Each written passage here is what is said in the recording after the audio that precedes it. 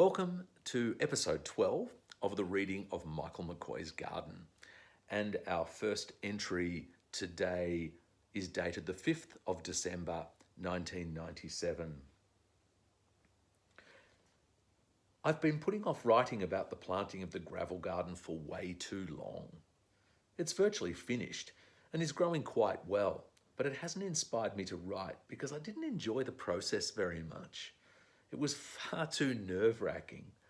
The plants I used were not necessarily what I would have chosen had I been able to buy them all, but the types of plant were only part of the problem. Having myself propagated much of the basic matrix I was using, I didn't seem to have enough of any one thing to create the rhythm, repetition, and resultant unity that I knew to be necessary for real success. The gravel garden will be full of plants and full of good plants, but I was aware that I was not planting my vision. This is a dangerous place to be. Even with all the right ingredients, it's difficult enough to realize your vision. Without them, your chances are reduced to almost zero. It's certainly going to be pretty, and I might have to be content with that. First year.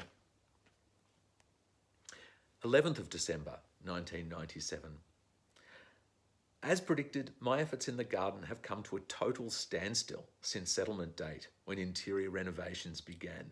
This is hugely frustrating, knowing the goals I set for myself, and still more embarrassing, shouted from the rooftops in magazine and newspaper articles. But defeat comes with a surprising, if small, touch of relief.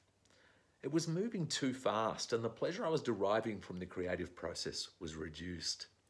Without any really conscious decision, I've transferred all my hopes for the garden to next season. The gravel garden should be wonderful this year, but the rest of the garden is looking appalling. Gardens are too honest and reveal more about the gardener than he or she would often like to think. For instance, many of the most technically brilliant gardens I've seen lack something. Very often they're public gardens, the entry fee to which pays for the technical brilliance, but it cannot buy the passion or the love which can set a garden far apart from the others. I don't want to create a home garden that reveals nothing but the speed at which a garden can be created, or to communicate in any way a pressure to succeed. I'll have more time this autumn for soil preparation.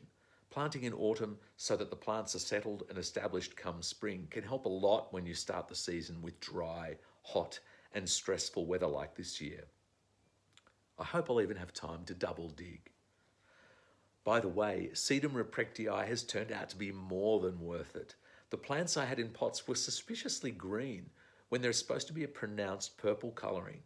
The first few weeks in the ground they stayed like this, then almost overnight developed the most striking tones.